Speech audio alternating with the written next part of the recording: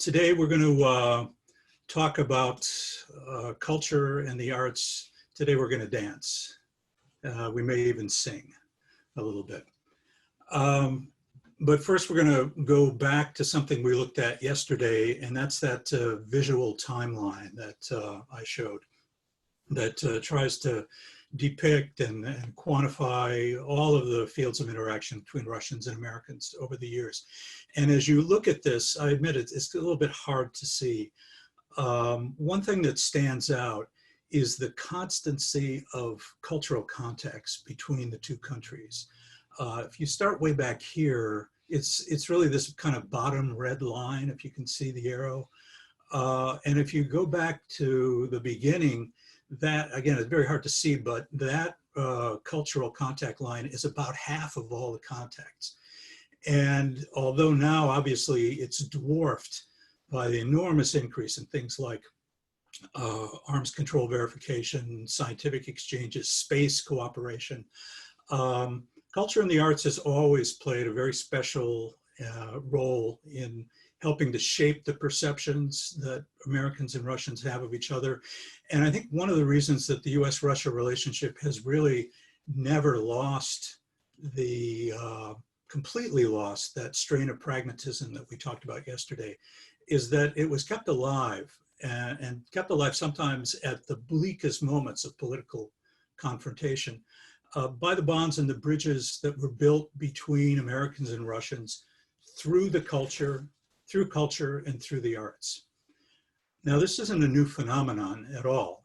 Cultural exchanges have helped to inform people about the world beyond their borders, probably from the earliest days of statecraft. And most major nations over the years, decades, even centuries, have devoted substantial resources and effort to developing state-sponsored cultural outreach programs. And this was done both as a means to try to promote peace and mutual understanding, but also obviously to further foreign policy objectives. In the case of the USSR and the United States, of course, the foreign policy aspect assumed extraordinary importance in the second half of the 20th century after World War II.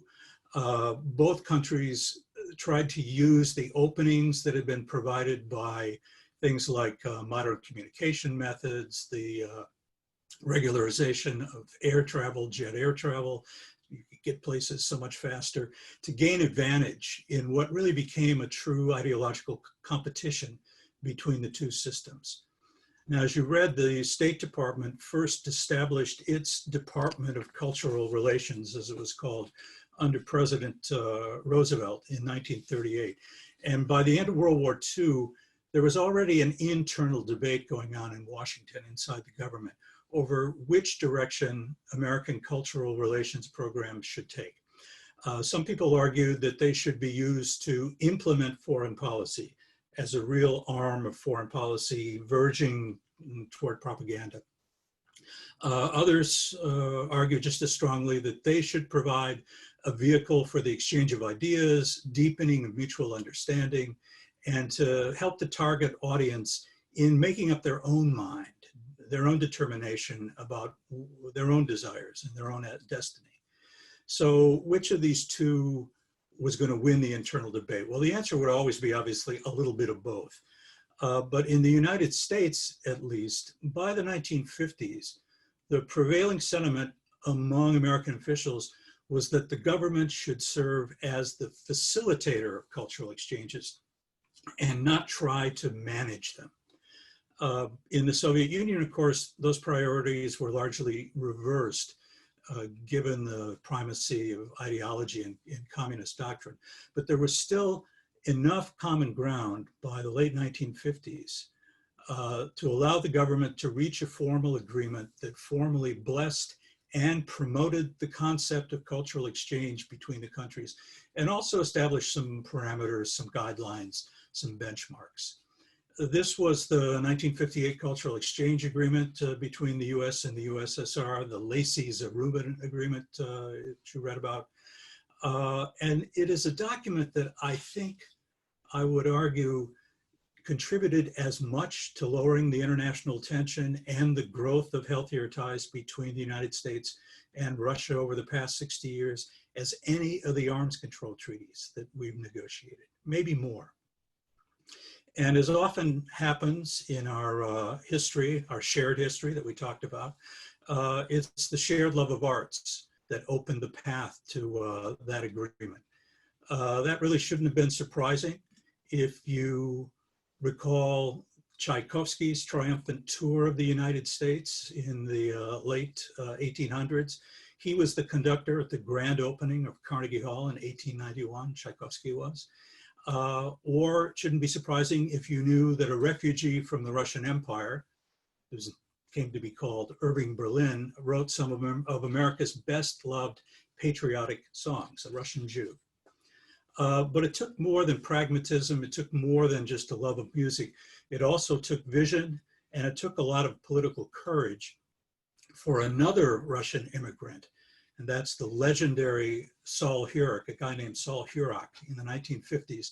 He brought the pianist Emil Gilels and the violinist David Oistrakh to New York in 1955. Now in America in the 1950s, the anti-communist hysteria of the McCarthy period was still sort of hanging in the air like a bad smell. And in Russia in 1955, obviously, Stalin had been dead for just a couple of years. And we were still a year away from Khrushchev's speech at the 56th Communist Party Congress, in which he launched the de-Stalinization movement. So it was an equally complicated and risky business at that time for the Americans to arrange in the Soviet Union an American production of Porgy and Bess in Moscow. But they did it, and it was an absolute sensation, still talked about in Russia and much written about over the years. In both of these instances, it was the impresarios and the cultural artists who took the lead, but the diplomats and the politicians in both countries were paying attention. And the cultural agreement that was signed in 1958 provided for exchanges, not just in the arts, but in dozens of different fields. From the American side, the agreement was a direct outgrowth of presidential leadership. President Eisenhower had an interest in encouraging direct people-to-people exchanges, and he described the rationale behind the agreement using these words. He said, if we're going to take advantage of the assumption that all people want peace, then the problem is for people to get together and to leap governments, if necessary, to evade governments, to work out not one method, but thousands of methods by which people can gradually learn a little bit more about each other. If necessary, to evade governments. Who knew that Eisenhower was such a dissident? But clearly he was expressing a belief that he did not fear was going to have negative political consequences for him. It was really a call to action on the part of Eisenhower, and not just Eisenhower. That same conviction was expressed a little bit later on from a slightly different angle by Senator William Fulbright, the man who created that iconic educational exchange program that still bears his name, the Fulbright program, and is still going strong after 6 decades. Fulbright's observation was this, slightly paraphrased. He said, over the long course of history, having someone who understands how you think buys you more security than another submarine. Now, Fulbright was asked at one point, what's the ultimate goal of your exchange program, the Fulbright program? He said, to avoid a nuclear war. He said, you might think that's pretentious, but that's the main purpose of the Fulbright program. So the history of the 1958 Cultural Agreement and the cultural, educational, scientific exchanges between the Soviet Union and the United States becomes personal for me a bit at this point in the timeline. Because at least 2 of the methods that Eisenhower and Fulbright envisioned set me on the path to my career in the State Department, in the US diplomatic service. Now we focus and have been focusing mostly on the role that was played by arts as an essential component of this international understanding that we're always trying to forge. But the 1958 Cultural Agreement was also as far-sighted in its focus on other aspects of private interactions. The agreement expanded and regularized the exchange of scholars and students, including a program of Russian language and literature study at Leningrad State University for American undergraduates. Some of you, I think, may be alumni of that program as it's evolved over the years.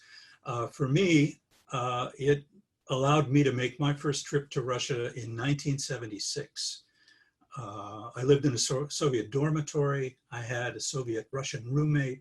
And interestingly, it was that Russian roommate who provided me with my first direct entree into culture in Russia. He had a part-time job working backstage at the Kirov Ballet in Leningrad, now the Mariinsky Ballet and Opera in St. Petersburg.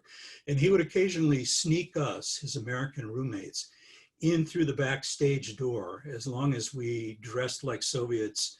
And if we had to speak, we would claim that we were Latvians to sort of explain our funny accents. And he was a great guy. His name was Volodya. He also had ticket connections.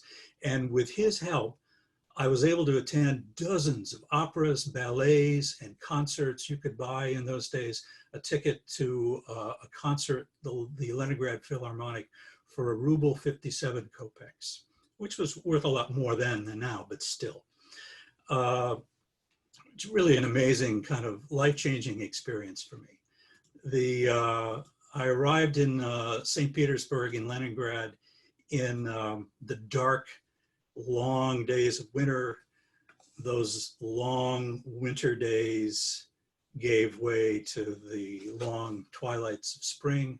And I spent a lot of time in St. Petersburg exploring the canals and the courtyards. I still consider this to be one of the most beautiful cities in the world, certainly one of the most beautiful cities I've ever visited, and I've visited a lot. It was really, as I said, a life-changing experience for me. I had gone to Leningrad intending to return home and start to work on a graduate degree in Slavic linguistics. I was very into the linguistics and literature side of things. But when I was in Leningrad, something sort of unexpected happened. During that semester in the USSR, the semester that was made possible by the Cultural Exchange Agreement, I came face to face with the many social and political paradoxes of life that characterized life in the Soviet Union in those days. Here was the nuclear superpower that had put the first man on the moon, but it was still struggling to provide a decent standard of living. Here was I standing in long, cold lines to buy a couple of oranges or a roll of toilet paper. And standing in those long lines gave me a lot of time to think about those paradoxes. And I had long arguments about this in the dormitory with my Russian roommate, with Volodya. But once we were outside the dorm walking to class across the bridge, he would tell me, "Oh, don't pay attention to what I said. I really agree with everything that you said in there." Something really puzzling was going on for me. And I had to solve that puzzle. And so I found myself drawn deeper into the study of Russian history, international relations, and basically I was sitting in the same seat that you all are sitting in right now. And once again, as luck and fate would have it, that pragmatic, multifaceted cultural agreement provided me with a new opportunity. Under that agreement, the USSR and the United States had agreed to exchange traveling exhibitions on a diverse palette of cultural and social themes: sports, medicine, agriculture, the role of women in society, hand tools, name a subject. And between 1959 and 1991, there was probably an exhibition devoted to it, showing in a major US or Soviet city. And I worked on 2 of those traveling exhibitions for 3 years in the late 1970s. I lived in about a dozen different cities across the USSR for a couple of months in each city. The exhibitions always had a theme, as I said, agriculture, photography. They always showcased the latest and the best cameras or the tractors or hospital equipment that America produced. But the hardware was never the center of the show. By far, the main attraction were the 25 exhibit guides. Almost all of us were college students, fluent in Russian, who demonstrated the displays and answered the questions for the Soviet visitors. And in most cases, these visitors had waited in line for up to or over an hour to get into the exhibit. There were about 20 of these American exhibitions that toured the Soviet Union, starting in 1959 with the famous exhibit in Sokolniki, which was the platform for the kitchen debate between Nixon and Khrushchev. The program ran until 1991. This is yours truly. I love that sweater. Showing a Polaroid picture to kids in Ufa. I don't know if you can see the picture of that kid closest to me looking up with just a look of wonder in his face. I'd like to go back and find that kid sometime. So this program ran until 1991. There I am again. I'd love to find that shirt too, if I could.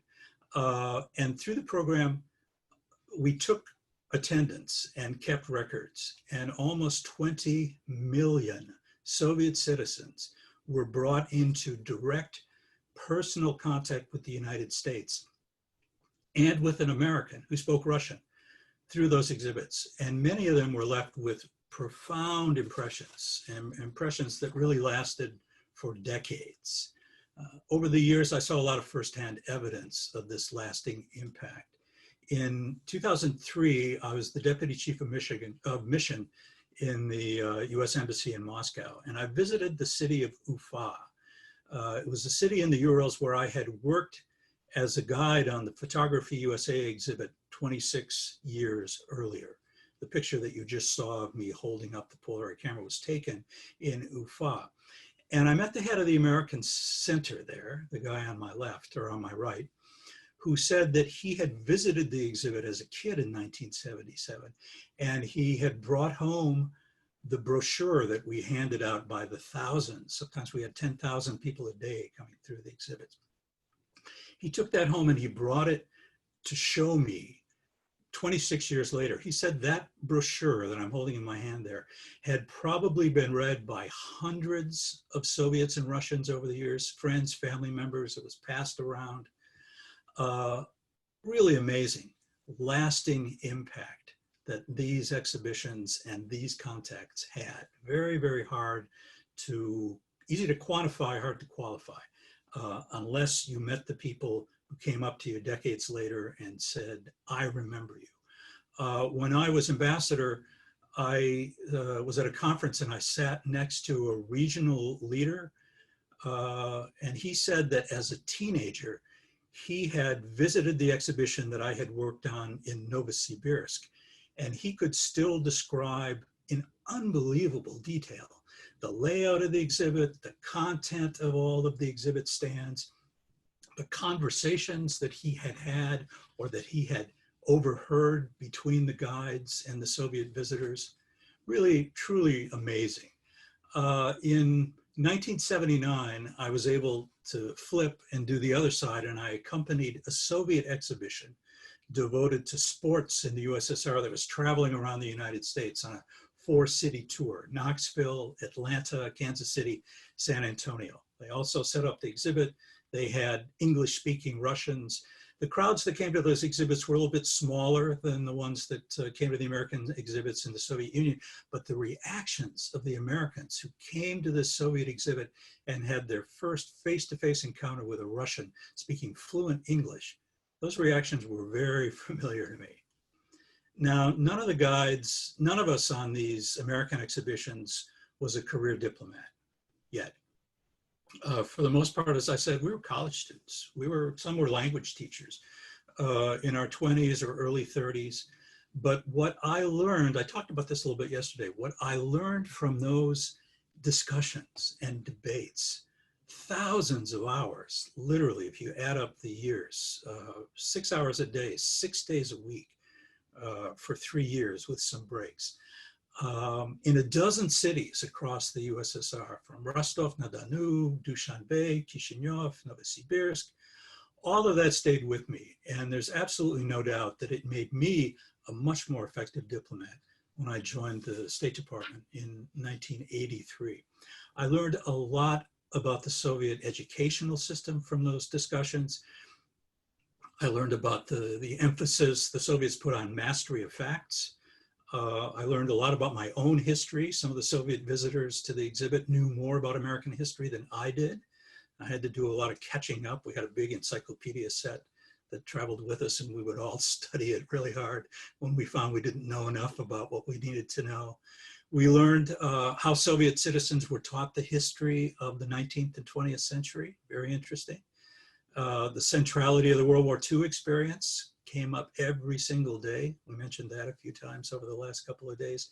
I also learned how the drilling that Soviet students got in rhetorical technique made them formidable debaters. And I learned even more about how Russians think, how they can sort of construct a logical argument, how they respond when you challenge them, how they react to rude behavior, how they react to kindness. Many, many of the guides from these exhibits went on to careers in diplomacy, not just me, and also business or journalism with a focus on Russia. You met Rose Gottemüller earlier, who lectured to you. I don't know if Jill Doherty has spoken to you. I mean, there are really scores of us, alumni of that program, who are kind of sprinkled throughout the government, academia, always with a special focus on Russia. It was really a uniquely effective example of the power of what we later came to call public diplomacy. And it was just a fantastic training ground for us. Over the years, all of these exchanges under the cultural agreement in all spheres, education and science, the performing arts, literature, all of this served as something of a barometer of US-Soviet ties. When bilateral relations were good, then exchanges flourished and expanded. When relations were not good, the programs and the contacts contracted and suffered.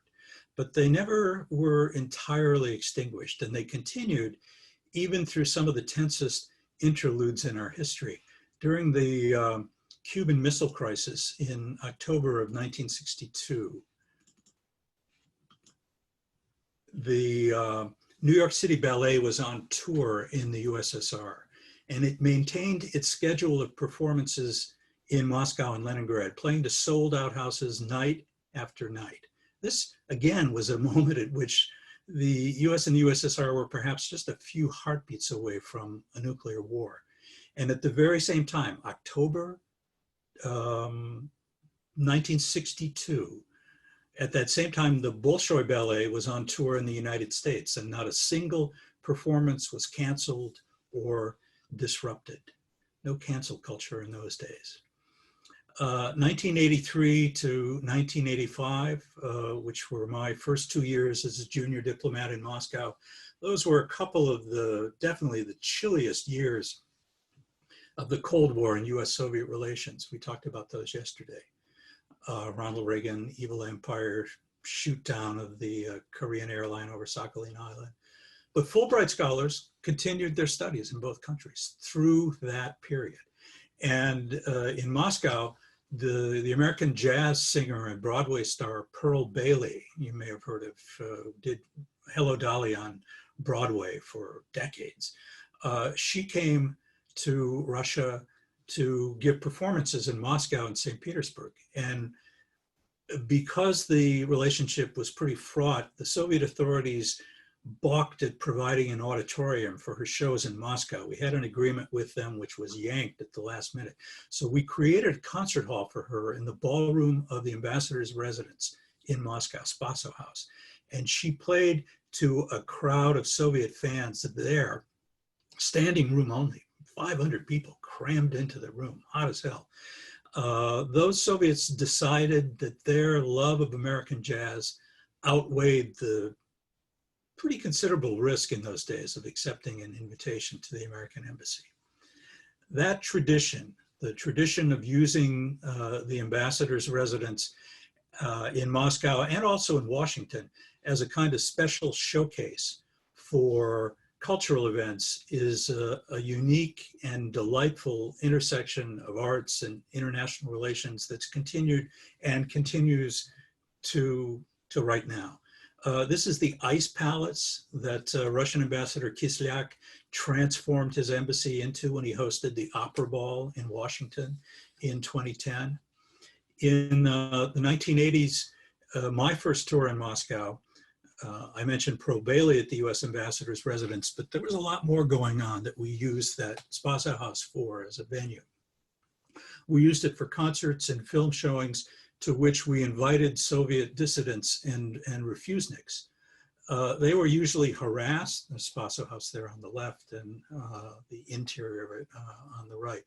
The dissidents and the refuseniks were usually hassled or harassed by the KGB goons at the front gate, but more often than not, they got in.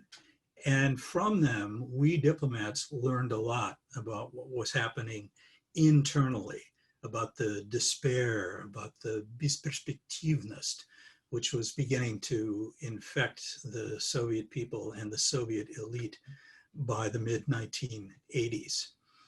When I returned as ambassador about 20 years later, my wife never dreaming that I was actually going to come back and live in this house. And I hope that one or maybe even two of you someday will also get to live in that house, just like I did, never dreaming that I would. But when I came back 20 years later, we had this great experience. And so we were determined to continue this with great enthusiasm.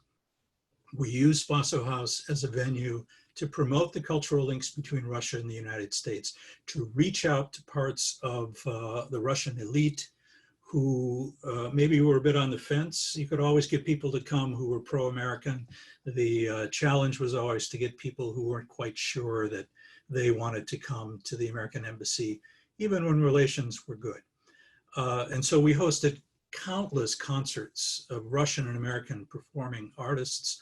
I hosted the first hip hop conference concert ever in Spaso House in 2010.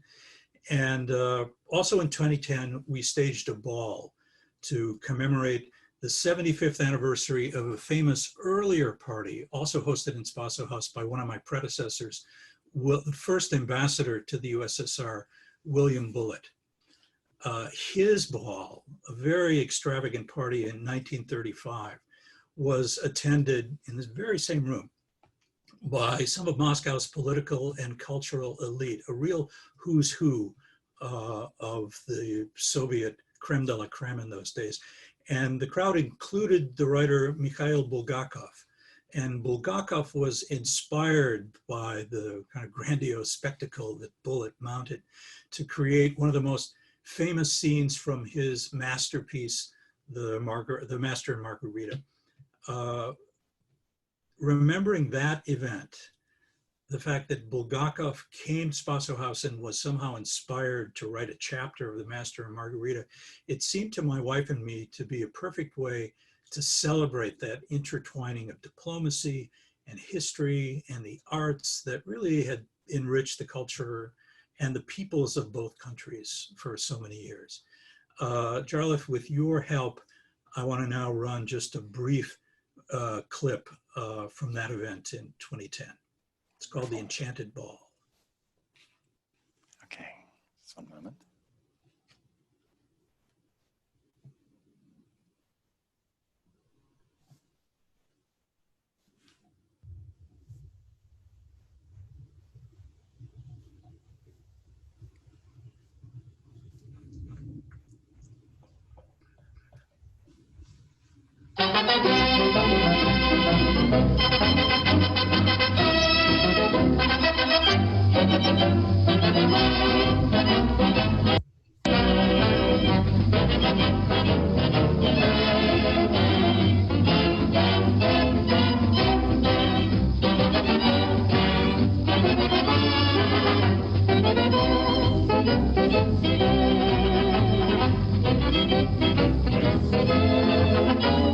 Bulgakov.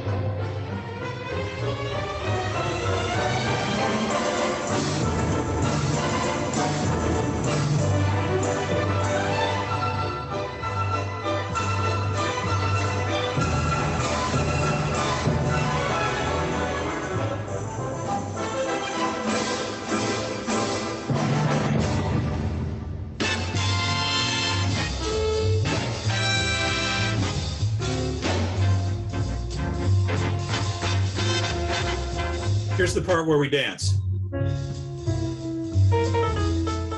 Come on, get up.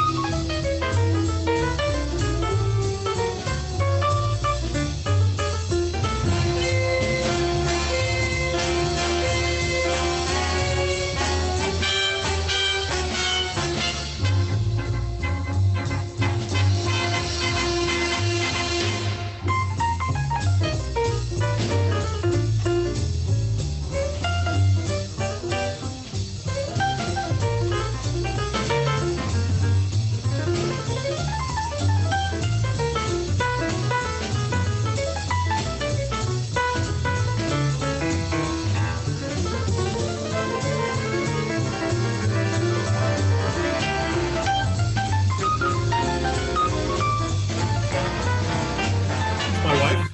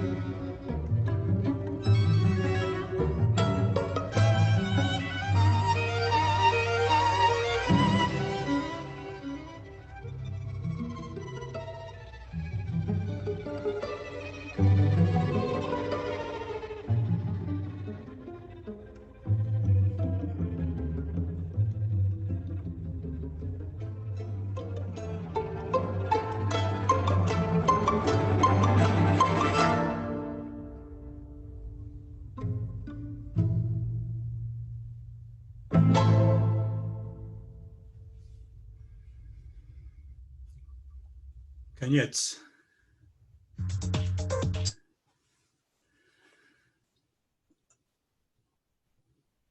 So you see, it's sometimes fun to be an ambassador. It's not just daunting meetings with Vladimir Putin. For a diplomat, really, I guess helping to negotiate an arms control treaty is the culmination of what you do. It's a great challenge intellectually, professionally, obviously immensely consequential, but there's not a lot of beauty or grace or style involved in that. And that's why, rather than deliver another lecture on the interagency process in Washington, which I think might be the equivalent of Fulbright's Another Nuclear Submarine, I decided instead to expand a bit on the conversation that we started yesterday, to talk about the intersection of culture and the arts and diplomacy.